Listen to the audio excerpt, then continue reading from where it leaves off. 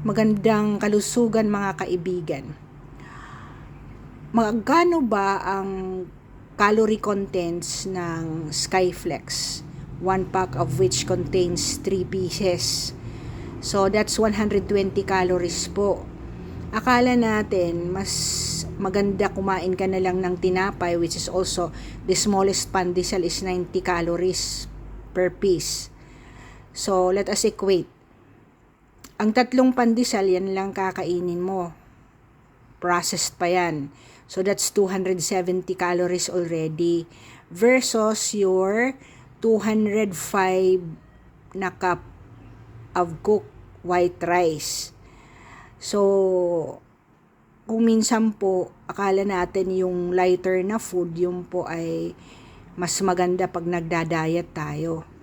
So when you diet, do not think of na mas lighter siya, mas lighter din.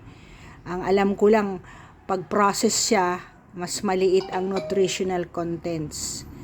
So I hope you learn from this. Imagine ang lalaki 2,500 calories ang average na kailangan mong kainin a day, ang babae 2,000 calories. So kung kumain ka ng tinapay, okay lang sana kung 3 pandesal lang. What if naglilima ka? So that is heavier than a 1 cup of rice for each meal. Tapos hindi ka naman nag-i-snack in between kasi filled ang tiyan mo at fibrous pa ang rice.